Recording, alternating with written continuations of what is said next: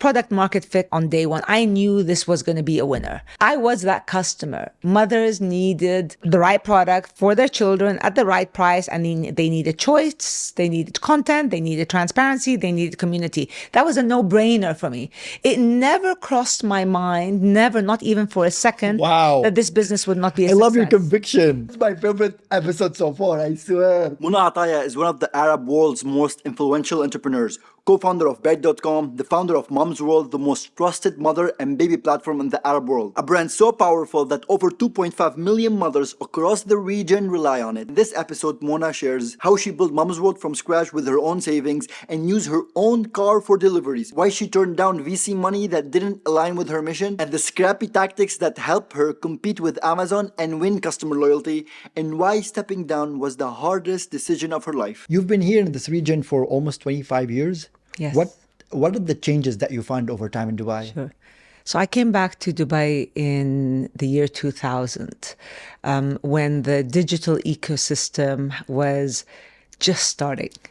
Dubai was visually flat. I think the highest building in Dubai was the Trade Center, right off Jumeirah. And then beyond that was desert. And before that was where everybody was congregated and lived and worked, etc. So the most obvious change over the years was the landscape of Dubai, the visual aspect of Dubai that has really come a long way. So in 25 years, Dubai, if you look at it in 2000 and you look at a picture of Dubai today, they are very different places. The second thing is the economic ecosystem, the digital ecosystem was very nascent. You had a lot of very smart talent, a lot of professionals kind of leaving the region out of high school or out of college and not coming back for this perceived lack of opportunity. But what was happening starting in 2000 when Sheikh Mohammed announced Dubai Internet City and the start of this kind of digital ecosystem, you started getting slowly an influx of leaders, entrepreneurs, ambitious business people who wanted to really create in blue ocean. So that's evolved significantly. So the caliber of talent, the diversity of talent has grown significantly. Industries have grown. I mean, Dubai is the go-to to come to see the evolution and the revolution of new age industries. So whether it is e-commerce or health tech or ed tech, AI even now, all of that is, Dubai kind of became the springboard for the region for all of this new technology. Fast revolution, not evolution, and a wonderful place to be as an entrepreneur, as a business person, and really as a family living. And you and your brother Rabia, you're one of the pioneers here in the region. You guys started Byte.com. But I want to focus this episode on Mom's World. What inspired you to start Mom's World? And was there any particular moment or frustration being a new mother yourself? Sure. So I was at Byte as a co-founder of Byte. I was managing the marketing and the business development, new business part of Byte. I, at the time, had 3 children under the age of 10, 3 boys. MashaAllah. And so on one side, I was a mother. And on the other side, I was an entrepreneur building Byte, which at the time was and continues to be the largest jobs board in the Arab world. Today, half the labor population in the Arab world is actually on Byte. So it's one of those businesses that kind of started and 25 years later is still growing. It's a business that has created true impact in the region. So I feel very proud of Byte particularly. Just to my American audience, yes, this company have been around for 25 years, and we're going to have Rabia hopefully soon. But yeah, let's go ahead and continue. So while I was at Byte, wearing the hat of a mother and an entrepreneur, I had a lot of unmet needs. And so I wrote down my unmet needs on paper in the form of a business plan. At the time, access to quality products for children was lacking. Prices were incredibly high because it's a distributor-led ecosystem. So distributors were pricing on average 50% above what you would get the same products globally.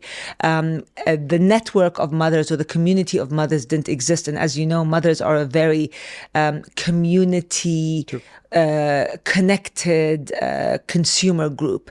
They share information, they want information, etc.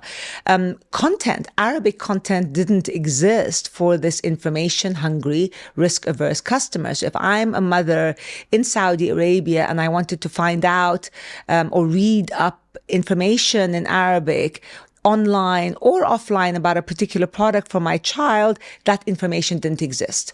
And then because the region is so, or was so fragmented, getting access to products when you want them was very difficult. So these need gaps meant that for a mother who wanted to choose the right product for her children, buy the right products for her children, and find access to them easily, that didn't exist.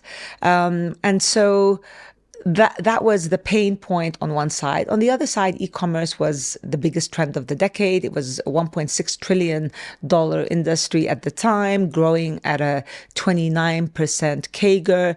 So e-commerce was a trend that was clearly shifting consumer habits.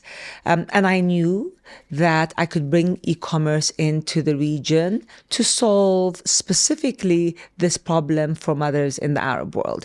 And that's when, Mum's World was born. I wrote the business plan in June of 2011. I incorporated the company in August of 2011, and I went beta in October 9th of 2011. And then I got my first customer on the 1st of November of 2011. And the rest is history. And Mum's World became a very significant player in this vertical space quickly. How did your experience working at P&G, Johnson & Johnson, and Bait shape how you launch Mom's World? All my experiences, whether it was as a student in school or my first job at P&G, all of them had kind of, I would say, two common denominators.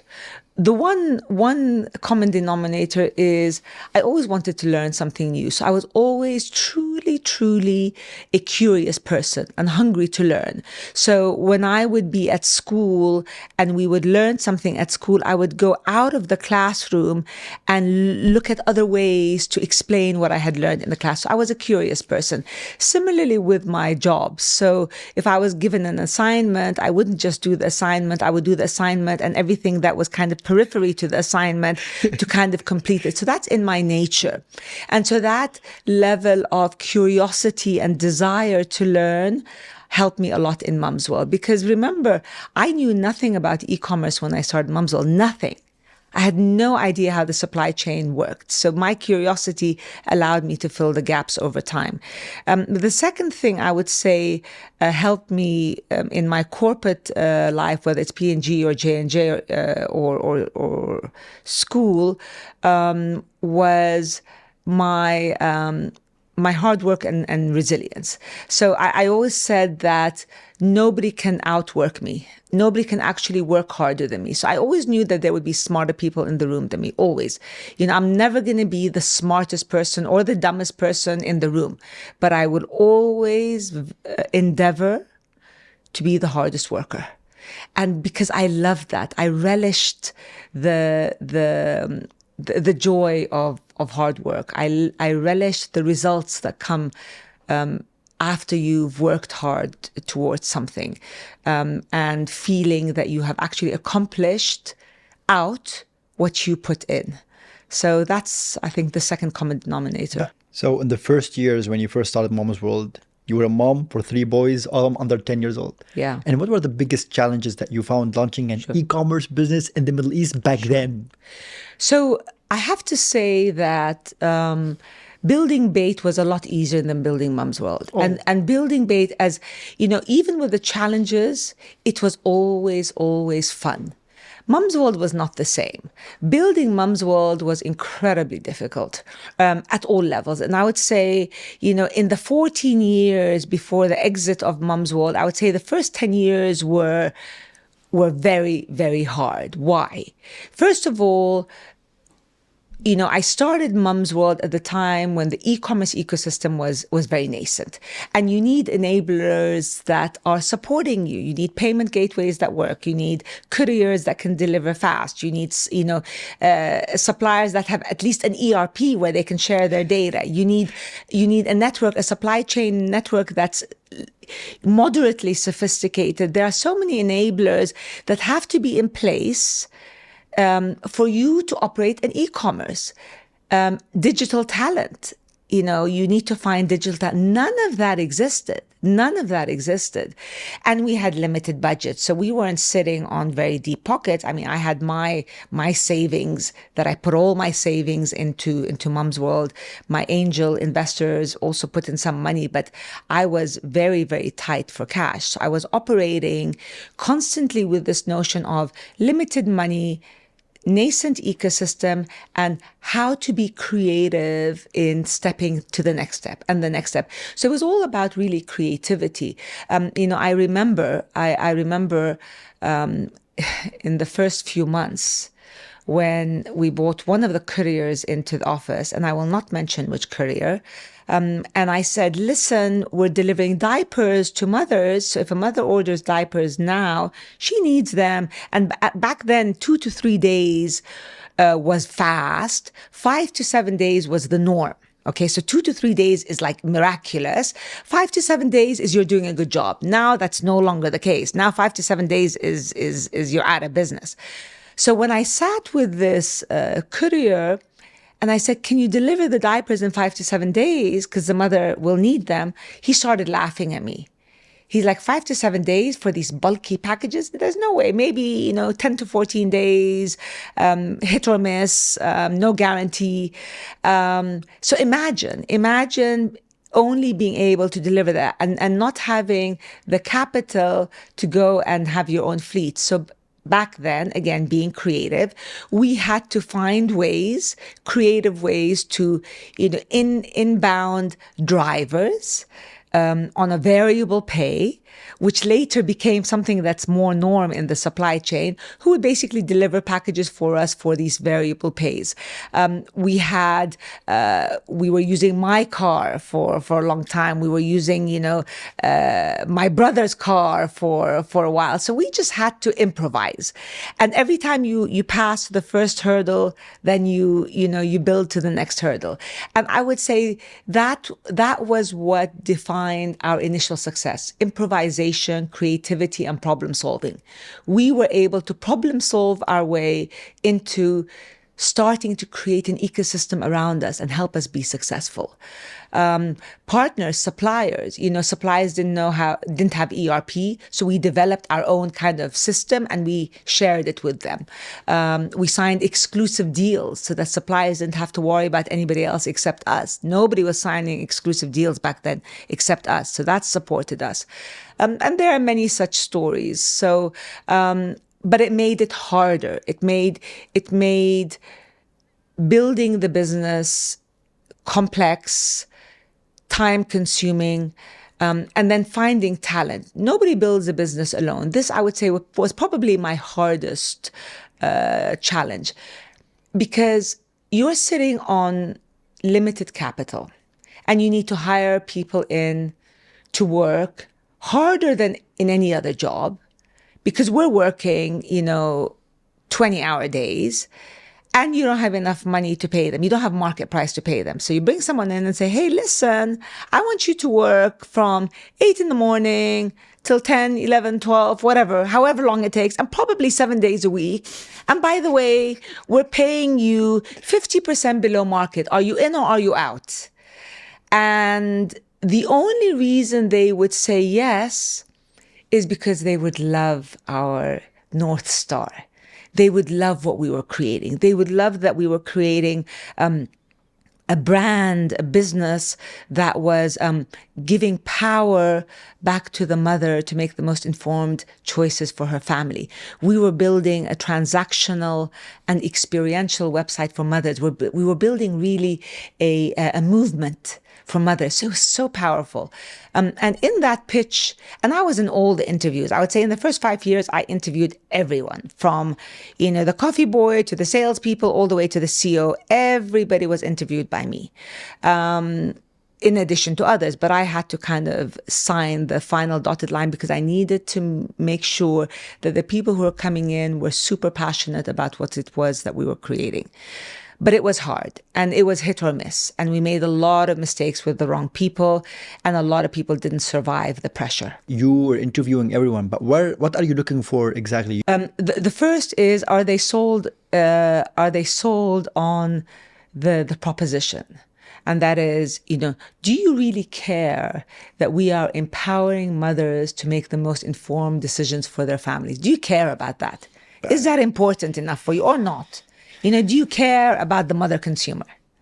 Do you care about giving power to her to make great choices? And if the answer was no, I don't have a passion for that, then that was the first kind of no, because you really needed to love that consumer proposition, that value that we were creating. That was the first thing. The second thing that I was looking for is problem solving. Like I said, we were creating things from nothing with limited budget. So can you problem solve to do more with less? So if I gave you $100, can you get me 1,000 customers? If the cost of acquisition is $100 for one, could you still do that? So if you're a problem solver and you can figure things out, then you're the right fit. And by the way, interviews are many times deceiving. So, you try to gauge problem solving in interviews and in exercises, etc. And sometimes you get it right, but usually within the first week on the job, you kind of gauge whether a person is a good problem solver. So that's the second thing that I look for. The third thing that I look for really is grit. Our building e-commerce, especially when Mum's World was launched, was hard. We had a lot of competition with deep pocket. We had an ecosystem that was relentless. We had suppliers that were difficult. This was a hard business.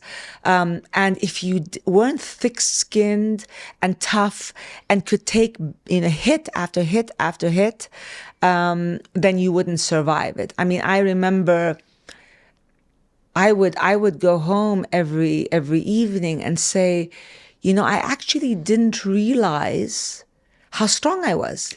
I actually didn't realize, none of it is, while it impacts you, but it doesn't break you. It impacts you in that it pushes you to want to look at things differently. And I would say probably my B round of funding was the most difficult, where, what I thought would take me 3 months took me a year and a half. And I had, over 100 rejections, all sorts of rejections. People telling me my business was rubbish, to I'm a mother, I can't run businesses, to who's going to take care of my kids, to all sorts of things. Even though my business had incredible unit economics, was growing really fast, yet investors were closing the doors, and that was hard. And the reason that was hard for me, that was the hardest, is because of the fear factor that I would let the people who depended on me down. I would let the customer of the mother down. I was building this for her. I would let my employees whose livelihood depends on the business. I would let my shareholders who trusted, us in the early days, I would let them down. So it was the fear of letting people down that made it hard for me. And when I was able to kind of overcome that fear and just continue to remind myself that I had to be creative, that's when we were able to close that round. Even you mentioned a story once where an investor, you were looking for money and he gave you money, but he wasn't really, his values did not allow with the company, and you actually said no. Yeah. That's a scary move. Yeah. And in hindsight, I wish I had done that for more of our investors.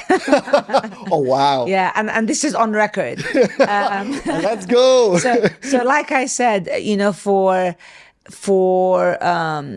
just like with employees, sometimes you get it right and sometimes you get it wrong. Same thing with investors. Sometimes you get it right and sometimes you get it wrong. And, the biggest challenge is when you invite someone into your home, that's, they're khalas in your home. So, the fundraising is not easy for entrepreneurs, and finding the right capital, the strategic capital, and the capital that's aligned with your mission. I think now we're better, especially as entrepreneurs. Remember back then, again, I didn't have a big pool to choose from. I was kind of beggars can't be choosers. So I had literally a limited pool of VC and PE.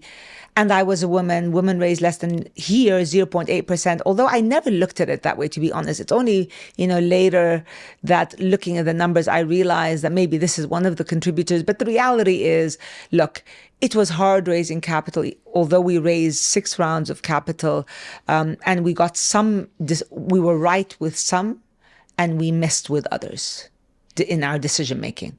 So you told me what you look for employees, but what do you look for in investors? I know personally that not all VC money are the same. Here's the thing with, and again, I'm talking regional investors more now, because my first pool was predominantly regional VC and PE. And this is my experience. Different people perhaps have different experiences. Once someone gives you money, they want something in return. And that's not just a return of their capital after a certain period of time, but they also want to kind of advise you and guide you and tell you, because, now they have, especially if they're sitting on your board, they now have kind of this voice where they want to direct the business. And that's counterproductive if the VC or the PE is not an expert in your industry. So let's say I'm in e-commerce and I get a private equity from manufacturing who knows nothing about e-commerce. It took me 14 years and I still am not an expert in e-commerce. 14 years building this business and I'm still learning. Yet they come in and they have these kind of mandates and questions. So where VC or PE regionally were counterproductive were when they would prevent the founder from making decisions that are right for the business. And for me, my cap table was quite extensive. I had investors that had varying objectives. And so I had to manage that. I had to manage the various objectives and the timelines. I had PE and VC that had different timelines. So I also had to manage that. So I have to say that, the last 5 years was a lot of stakeholder management more than business management. And how did you find product market fit? Were there a specific turning point or a specific metric that you remember? There was product market fit on day one. I knew this was going to be a winner because, look, I was that customer. Mothers needed the right product for their children at the right price, and they needed choice, they needed content, they needed transparency, they needed community. That was a no-brainer for me. It never crossed my mind, never, not even for a second, that this business would not be a success. I love your conviction. Yeah. For me, look, the only limitation for me, honestly, was capital. That was my only limitation. So my growth was limited not by concept, not by unit economics, not by technology, not by knowing what to do. We had all of that under control. Our limitation, if we had a limitation, was capital. So we were scaling, doubling every year. In 1 year we tripled. So our growth was fantastic. Could we have grown faster? 100% if you had the capital, because e-commerce is capital intensive. So you're saying you built the product for you personally because it was your personal need. That's why you had so much conviction that this problem, you're solving a problem out there. Yes. But what strategies that help you scale Mama's World across the region? The first thing when I first started Mom's World, and, there was like the hype of the digital world already started with the starting rise of the kind of unicorns and unicorns, and this whole notion of you build to exit, you build to exit. For me, I really was building to create value, which meant that if you want to create true value for a business that would last the test of time, like bait, for example, you needed fundamentals. You needed unit economics that made sense. So the proposition had to make sense for the mother. It has to deliver her needs. But at the same time, your profitability, your margins, your returns, your time to customer, your inventory, all of the fundamentals and the unit economics of the business had to make sense. And that's what I was very laser focused on really from day one. And I think that's what allowed us to raise round after round after round, because it was difficult for investors to look at our fundamentals and say that this is not a great business. So that's, I think, the most important.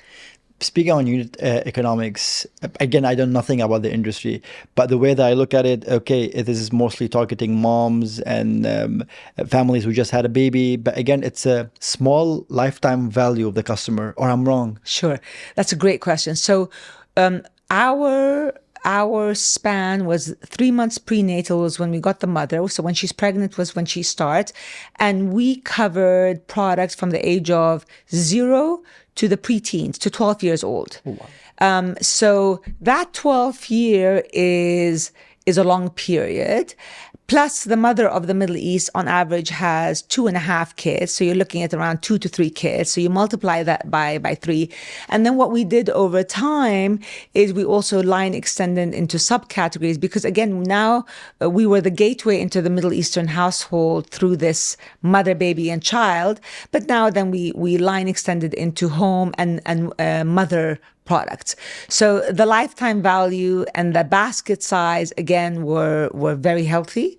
And this is, again, why we were able to, acquire the mother once, and then she stays with us for an extended period of time. And how did you approach expanding to different MENA markets? Did you have to adapt the business model or offering? Sure. So we launched our Arabic app. So like I said, I launched Mom's World in October, in beta, then November, and then in end of Jan of 2012 was when we launched Arabic. We were the first fully bilingual Arabic app for mothers in the Arab world. And so very early on, we had Arabic. The minute Arabic was live on the app, we went into Saudi. So we were very early into Saudi. Now, Saudi had its nuances. We didn't set up operations in Saudi. Everything was cross-border from Dubai. And then shortly after, we launched Bahrain, Qatar, Oman, and Kuwait, one after the other. And so within a year and a half, we were in all of the GCC. Within 2 years, we had shipped to 20 countries across MENA and outside. So we expanded very quickly. The answer to your question is the psychographics of a mother, whether you are in Dubai, Kuwait, or South Africa, the psychographics are the same. The flavors or the tastes, perhaps, of fashion or the taste of a particular stroller, whereas the Saudi mother looks for perhaps a certain type, whereas the Emirati mom looks for something slightly different. There are some nuances in style preferences, but the fundamentals are the same across all the markets. Now, what was different is, and this evolved really till now, and that is the region, as you know, has evolved drastically. So customs, the rules around customs, the regulations, the whole infrastructure of the GCC has been very fluid.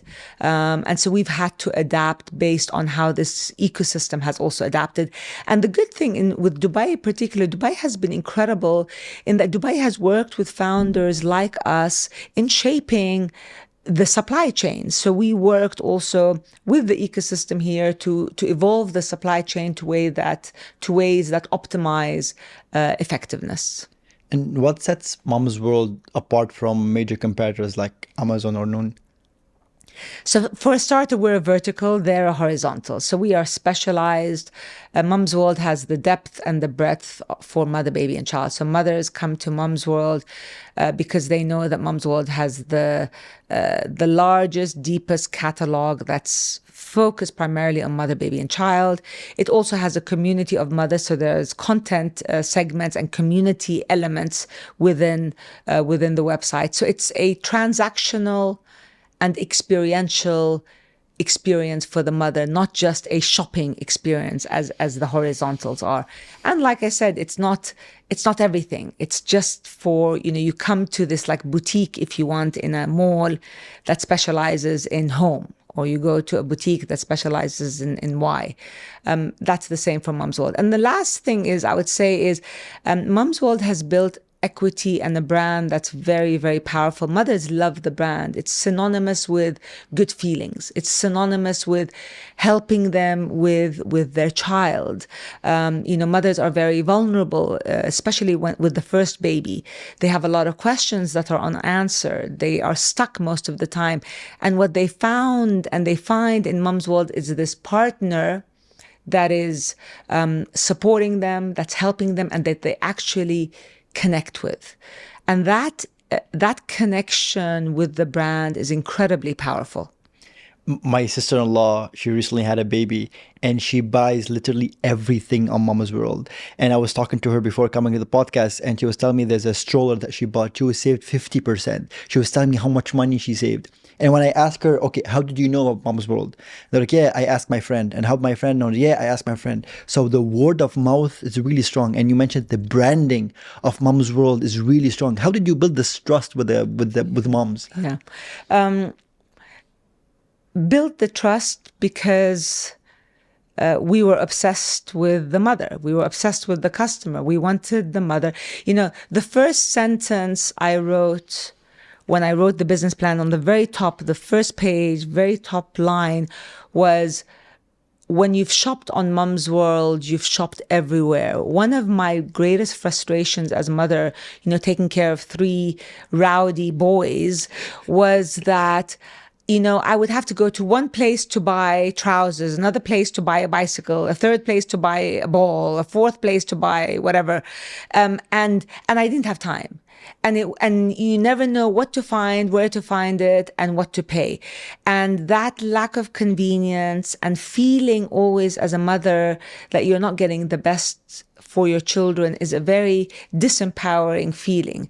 And so what I wanted to do is to change that with Mum's World. And when you're able to make the mother feel like she's doing the best for her child by giving her the widest choice at the best prices, with the highest level of convenience, then the mother automatically connects with you. And back then, most mothers are used to shopping things physically. So even online was a very new experience as well. Yes. But what unique behaviors or cultural preferences have you seen among mothers in MENA that shapes Mama's World's approach? What new behaviors? Yeah, any unique behaviors? So look, unique behaviors among the Middle Eastern mothers. So again, there are nuances in markets. For example, the Saudi mother is very fashion conscious, we found. So, fashion does really, really well in Saudi, for example. Colors and flowers and mix and match. So, I might be, I don't like to generalize because things evolve. But I know that in Saudi we would sell 5 of the same dresses for the 1-year-old, 2-year-old, 3-year-old, 4-year-old, 5-year-old daughters, all the same dress. For me, I had my older 2 boys are twins. Yeah. I would never dress them the same, and they're twins. So, look, there are nuances in style, but again, psychographics are common. And how do you see the e-commerce and startup ecosystem in MENA evolving today compared to when you first started? Hugely different. We were, again, nascent ecosystem. Now it's much more sophisticated. Now you have a higher VC and PE pool. So access to capital now is much more rampant. A supply chain is much more sophisticated. Couriers now, there are a lot of very sophisticated couriers delivering products in, 4 hours.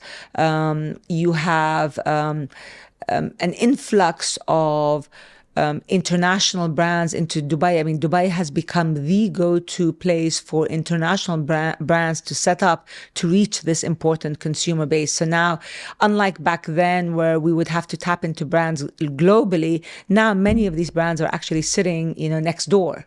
So licenses, setting up bank accounts, all of that has become much, much easier today. So I would say today's ecosystem in Dubai is much more entrepreneurial friendly than it was back then. But again, Dubai has always been at the forefront. It was at the forefront back then, has always been a few steps ahead of, I think, the region. And it continues to be at the forefront and just running much faster. And can you tell us a little bit more about the acquisition by Tamar Group after several years? And how did that came about? What it has enabled for Mama's World as well? I have 3 boys. My older 2 boys are 21 and my youngest is 17. My 21-year-olds are eventually going to leave home and get married. I mean, they're already now last year of college, so probably within a year, they're going to be out of the house. They're gone. They don't belong to me anymore for all intents and purposes. And then they're going to get married and their wife has them. So there's a time to let go of everything.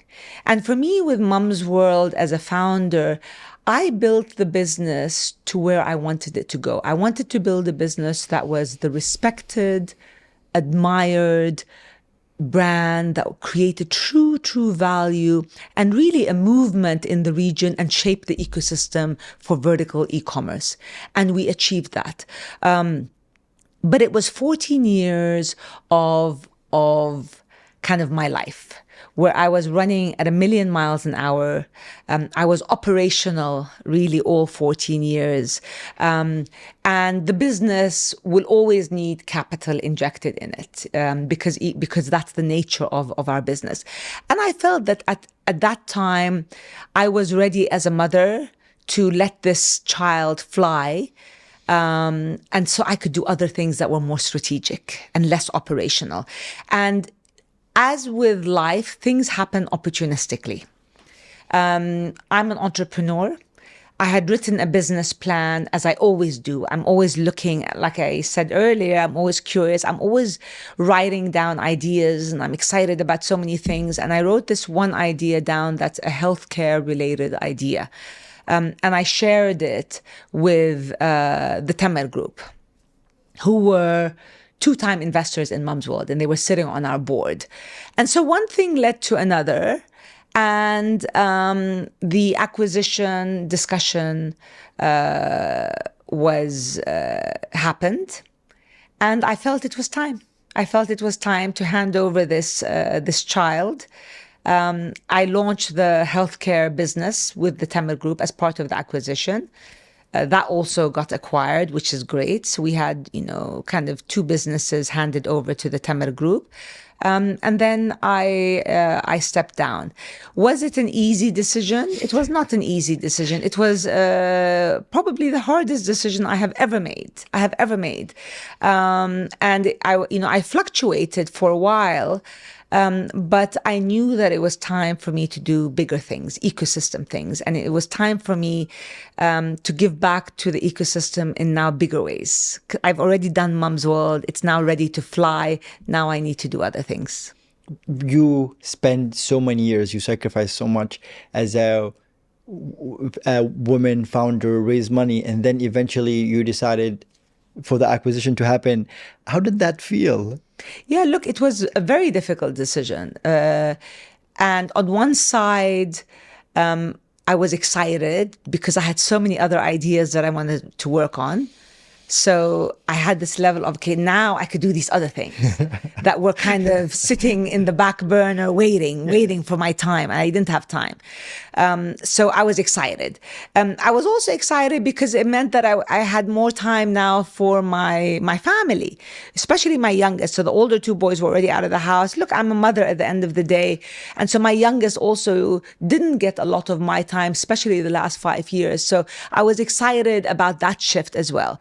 So excited about doing other things, excited that I was able to now reshift more to my youngest, but at the same time, and excited for Mum's World to get now heavy investment, cash injection to grow even faster. And like I said, Mum's World's only limitation is cash, nothing else. It's the fundamentals, the unit economics, the community, the suppliers, all the fundamentals were there. It just needed cash injection. So I was excited that now also it will continue to get a guaranteed cash injection. So all that is the positive. The negative also obviously is the emotional connection to the brand. But also as a founder, you learn to let go. Just like I stepped away from Bait, to do Mum's World, it was the right decision to do. So by stepping down from Bait, I was able to launch Mum's World. By stepping down from Mum's World, stay tuned for what I'm going to do next. So life moves on. You can't stay stuck in one place. As a woman leading male-dominated industry, what unique obstacles did you encounter and how did you overcome them? Sure. So it's a difficult question for me because perhaps I have a shield over the truth. So, and what does that mean? That means that I never approached my business ever with the mindset that I'm a woman and I'm at a disadvantage. When I would walk into a supplier meeting and they're all men, it never crossed my mind, oh, by the way, I'm the only woman, so I'm at a disadvantage. On the contrary, I actually walked into a room and I was a professional, just like the other 8 people were professionals. And like I said, I operated at the highest standard because I always operated at the highest standards. And I was the hardest worker in the room. And that's what kind of was my modus operandi always, even with the fundraising. So, with one rejection after the other, and people would say, your male counterparts are raising a lot more, a lot faster. In my mind, it was never about me being a woman. It was rather, I have to be better. I have to work harder. I have to be more creative. And my level of excellence has to rise up a notch. And so that mindset allowed me to always improve, always, raise the bar. And I think, for all women, we have the capacity to, because we in our nature are, caretakers, and in our nature, we are the gateway into the household and we're juggling a lot of things. I think that allows us to continue to drive for that level of standard and excellence. I love your answer. I'm going to send it to my little sister. But you've built a team of many women and mothers. 1, was it intentional? And 2, how did that shape the culture? So I'm so glad you actually asked that question. And perhaps I'll answer it and I'll go back to one of the previous questions you asked me. Was it deliberate that I hired women? Yes, I was very aware that I wanted to hire women. Now, I did not go out saying I only want to hire women. Rather, I knew that there were a lot of very talented women out there. And I was very keen to identify them. Now, if I found a man who was better at the job, certainly I would hire that man. But my eyes were not shielded on the women, as many employers are. And women who are mothers, for example, I didn't care. It was actually a good thing. Women who wanted, a hybrid arrangement where they would work from the office in the morning and in the afternoon they would be with their kids. For me, that was perfectly okay. I didn't care about that. And with that approach, because I was very keen to bring women in and mentor women and give them the opportunity, and mothers particularly, after all, we were a business for mothers by mothers. So my head of Saudi was a woman, a mother. My head of technology was a woman, a mother. My head of logistics was a woman, a mother. My head of supply chain was a woman. Finance wasn't a woman, interestingly. And, the FC, the fulfillment center, we had no women in the fulfillment center. But everywhere else, our leadership were women because I found great women. Now, what's interesting is, since I've exited Mum's World, that dynamic has changed. Yes. Which is a great case study of how you have to make a concerted effort and have to have it in the DNA of the organization to find women, and you will find them. I mean, look, I built Mum's World with great women leaders. Now it's predominantly male, which is unfortunate. And having so many women in a leadership position, how did that shape the culture of the company? So we didn't have only women. We had a lot of women. So we had, I would say, a 60-40 split. That's amazing, yeah, even to that yeah, standard. A 60-40 split. And the culture was great. It was diverse, as every culture, should be. But we were a tough company in the sense that also the perception still remains culturally of what a woman can and cannot do and should not do. And that's very real. So if I were to walk into a room with an incredibly assertive voice and put my foot down over a mishap, that's a problem culturally. That wouldn't be a problem if a man did the same thing. So the reality is women still have this preconceived perception of how they should and should not behave. And I think that's slowly shifting, not just in the region, but around the world. So you feel that women are being judged if they put their fists on the ground and say, no, we're to do this, this, and this. If a man did it, they would not be judged the same? Yes, but this is a global phenomenon. Okay. So, again, and you said it, I think, earlier, the perception of a woman is to be perhaps more soft-spoken, maybe softer, perhaps less assertive, less opinionated. That's, again, I hate to generalize, but that's, particularly in our culture here, that's the initial default or initial de facto. That's shifting. And I have to say that Dubai probably is the most evolved in that you have a lot of women in government, you have a lot of women leaders here. So we are kind of bridging that gap in the Emirates. Do you feel responsibility to act as a role model for aspiring women entrepreneurs in the MENA, and how do you support them? Sure. Do I feel a responsibility to act as a role model? I think the minute you are in a position of leadership, you have a responsibility. Because the minute you're in a position of leadership, you are being watched. Your behavior is being watched, your tone is being watched, your actions are being watched. When I walk into the office, for example, if I'm having a bad day and I'm, upset and down and my shoulders are down, I know that's going to impact the people around me. So my responsibility is to kind of elevate that. So 100%, yes, I have a responsibility. I am very, very passionate and keen about mentoring and supporting women. And I have been from the beginning of my career. And Mum's World was kind of my way of giving back to women. So I do a lot of work with women. I mentor women, both personally as well as professionally. As you know, I served with the United Nations Commission of Trade and Development for E-Trade for Women, that empowered women in less developed countries, where I worked on supporting programs, workshops, training, skill development for women in the region, markets like Lebanon, Jordan, Morocco, etc., and kind of developing or filling the need gap, especially around the digital ecosystem.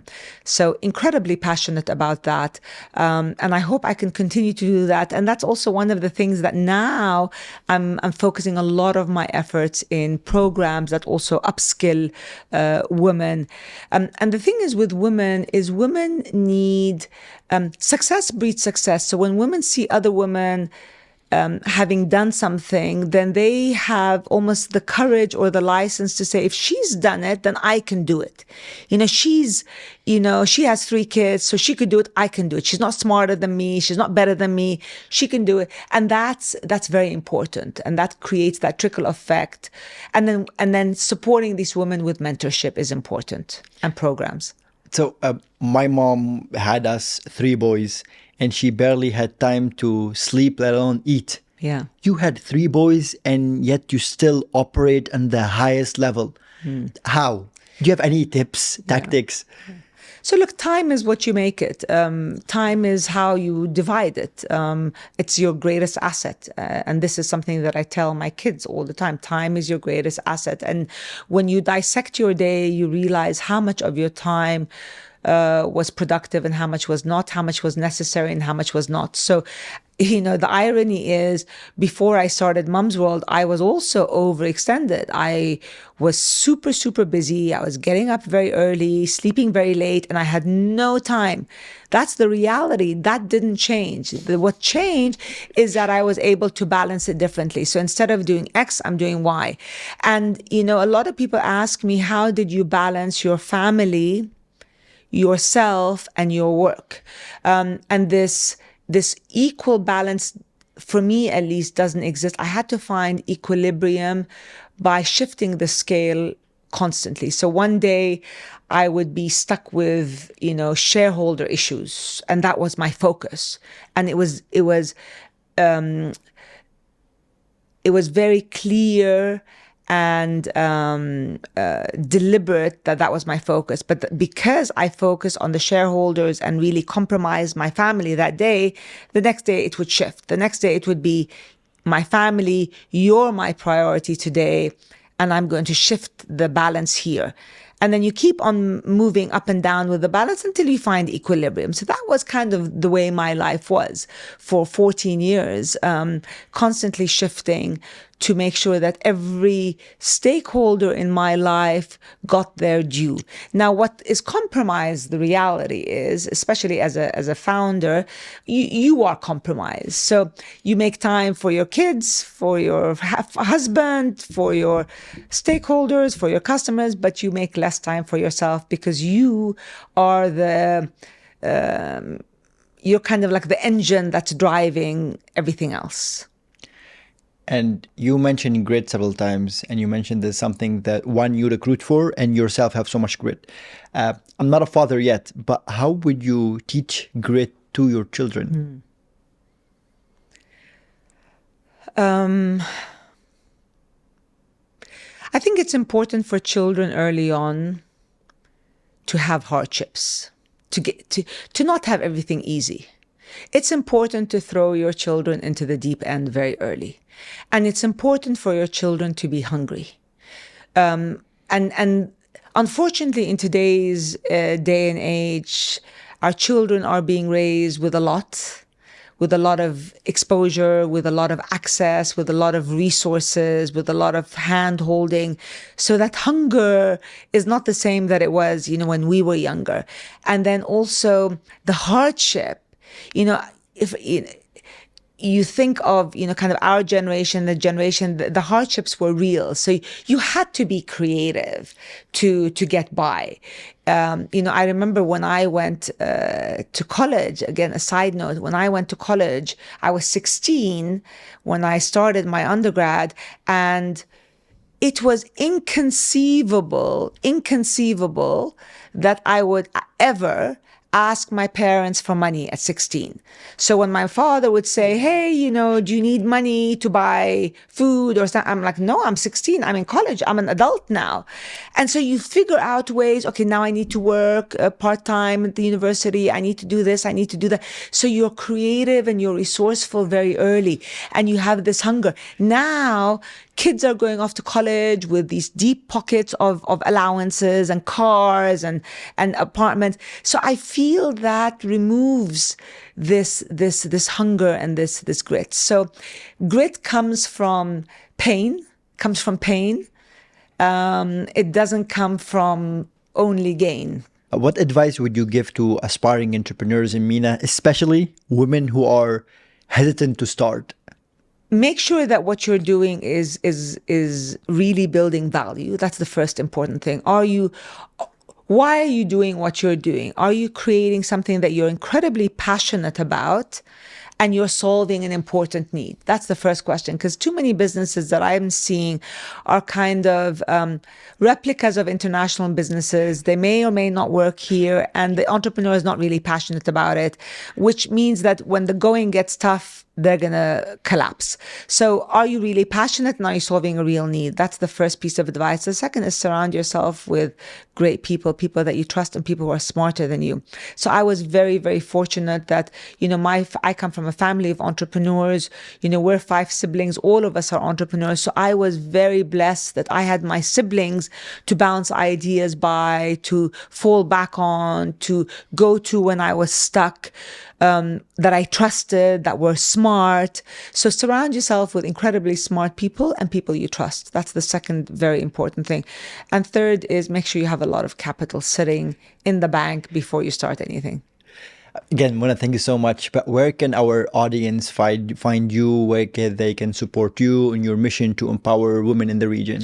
So I'm on LinkedIn. Find me on LinkedIn with the Mona Ataya, and that's the easiest place to find me. Great. Thank you so much, Mona, for being on the podcast. Great. Thank you for having me. Thank you.